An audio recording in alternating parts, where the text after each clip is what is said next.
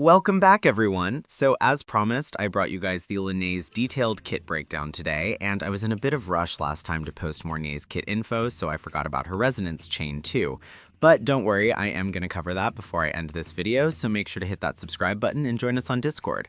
Now, without wasting any time, let's get straight into it. So the foundation of her kit, starting with her base form, known as the optical sampling stage. In this default state, her normal attack, called Chroma Drift, consists of a snappy 3-hit combo dealing spectral damage. While this sounds standard, the utility comes from her resource management. Every basic attack, resident skill, plunging attack, and dodge counter she lands in this form recovers a resource called Overflow. Her dodge counter is particularly useful here because it counts as basic attack damage and helps you stack that overflow meter faster, which is critical because you want to get out of this base form as quickly as possible. The goal is to hit the cap of 120 overflow points because that is the key to unlocking her true potential through a mechanic called Spark Collision. Once you have filled that overflow meter to the brim, you hold the normal attack button to enter the Spark Collision charging state. This isn't just a charge up, it is a defensive power move. During this charging phase, Lynae becomes immune to interruption and takes 40% less damage from all sources, making her incredibly tanky while she prepares her burst. As you hold the button, the game converts 15 points of your overflow into 12.5% of a new resource called LumiFlow every 0.2 seconds. This is the fuel for her roller skates. When you finally release the button, she casts Spark Collision, dealing spectral damage based on how much LumiFlow you generated. If you fully charge it to 100%, you trigger the level 3 version, dealing massive damage and instantly transitioning Lynae into her second and far more dangerous form, the Kaleidoscopic Parade. This is where the character's identity really shines because in this state, Lynae starts roller skating on the ground. She moves significantly faster, and as long as she is skating, she continuously recovers 20% of her LumiFlow per second, allowing her to sustain this mode for extended periods. Combat in the Kaleidoscopic Parade state is completely different from her base form. Her basic attack evolves into a 5-hit combo that deals spectral damage, and there's a hidden buff here. If you have 120 points of LumiFlow, the first and fourth hits of this combo gain an extended tracking range, meaning she will literally skate dash across the screen to stick to enemies. Her heavy attack in this mode is one of the coolest animations we've read about.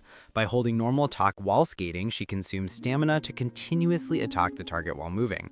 And when you release the button, she executes a Graffiti Blast, a heavy finisher that counts as basic attack damage. Even her mid-air game changes. She gains an extra charge while on the ground, and holding normal attack in the air performs a specialized mid-air heavy attack. If you perform a dodge counter in this mode, you can press normal attack immediately after to skip straight to the second stage of her basic attack chain, keeping her momentum fast and fluid.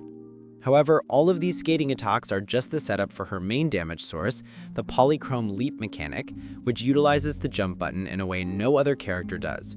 The Polychrome Leap is a 3-stage aerial combo that consumes her LumiFlow resource. If you have at least 1/3 of your max LumiFlow, pressing jump triggers stage 1, where she performs a leap strike dealing spectral damage and inflicting photochromic flux on the enemy. This grants her 1 point of a special stacking mechanic called True Color. If you still have enough LumiFlow before landing, you can press jump again to trigger stage 2, another leap attack that grants a 2nd point of True Color. Finally, pressing jump a 3rd time consumes the last chunk of LumiFlow for stage 3, where she rises high into the air.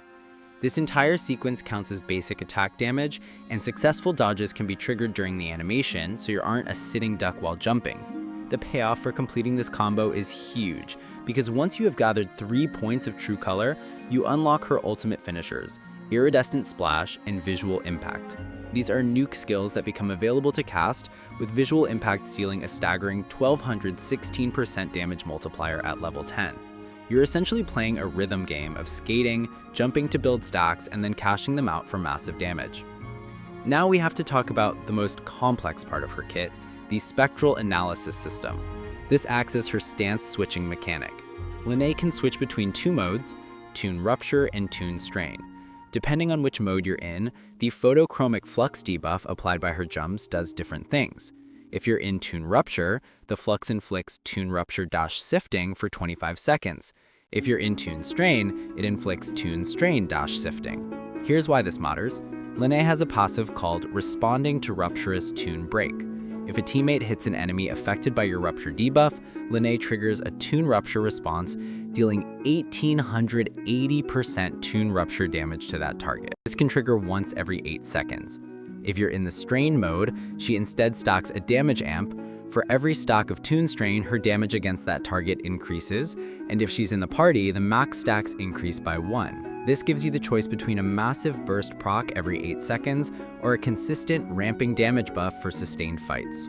Her utility doesn't stop at damage. Her inherent skills add layers of gameplay that are arguably just as important. Her first passive, Colors Never Fade, leaves a spray paint field on the ground after she casts her visual impact finisher. This field continuously reapplies the photochromic flux debuff to enemies standing in it for 5 seconds, ensuring you don't lose your damage uptime. But the second passive, Adaptive Optics, Everyday Applications, is going to change how you explore the open world. It states that during Kaleidoscopic Parade, if Lynae is not in combat and you dodge without holding a direction, she gains optic camo for 15 seconds. This effectively turns her invisible, allowing her to enter an enemy's aggro range without triggering combat. This stealth mechanic is unprecedented and will make farming overworld materials a breeze. Additionally, casting her intro skill, Time to Show Some Colors, grants her resistance to interruption during her jumps and buffs her spectral damage by 10% for 8 seconds, while also instantly recovering 100 points of overflow to get you started. Finally, let's break down her resonance chain, because if you plan on investing vertically in Lynae, she becomes an absolute monster. RC1, Days to be Painted Like a Canvas, increases the duration of her spray paint field by 100% and more importantly, doubles the damage multiplier of her polychrome leap attacks while making her immune to interruption during them. RC2, Into Light's Vanishing Point, is a pure damage steroid. It increases that insane 1880% Toon Rupture response damage by an additional 70%. That is a scaling buff that will likely make her the hardest hitting burst unit in the game. RC3, for one brilliant moment, adds off-field utility. When Lynae is out of combat for 1 second, she gains Premixed Hue, which allows her to deal AoE spectral damage when teammates attack, while also boosting her visual impact damage by another 55%. RC4 provides a simple but effective 20% attack boost.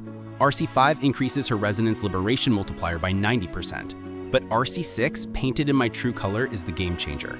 It allows Lynae to stay in her roller skating Kaleidoscopic Parade state even after casting her outro skill, meaning you never have to leave her best form. It triples her Lumiflow limit from 120 to 360, allowing for endless skating and jumping combos. On top of that, it adds a stacking mechanic where repeatedly using her ground-heavy attack grants Color of Soul stacks, with each stack increasing the damage of her Graffiti Blast finisher by a massive 250%. Now shift a little bit of our focus to Mornye. I've covered her detailed kit info in simpler way in my last video, and as I mentioned earlier, I forgot to cover her resonance chain. So it's like this at Resonance Chain 1. Her basic attack, Wide Area Observation Mode, Heavy Attack Geopotential Shift, Heavy Attack Inversion, and Resonant Skill Distributed Array become immune to interruption. Mornye can now inflict even when the target is not affected by Toon Rupture shifting or Toon Strain shifting. Interfered Marker's duration is extended by 150%. When Mornye applies Observation Marker, she also inflicts Interfered Marker. At Resonance 2, her Interfered Marker and High Synteny field further increase the Toon off-level buildup rate of all Resonators in the team by 20%. Also, some buff gains additional effects. Damage dealt by all nearby Resonators to targets with Interfered Marker gains increased crit rate for every 1% of Mornye's energy regen exceeding 100%. She gains 0.1875% crit rate, up to 30%. At her 3, casting Resonant Skill Distributed Array additionally restores 20 Concerto energy and all relative momentum triggered once every 25 seconds. At her 4, the healing of High Synteny field is increased by 30%. At her 5, the damage multiplier of Resonance Liberation Critical Protocol is increased by 40%. The damage multiplier of Toon Rupture Response Particle Jadis is increased by 160%. Finally, at 6, her Resonance Liberation Critical Protocol deals additional fusion damage twice, each instance equal to 400% of its original damage. Both instances are considered Resonance Liberation damage.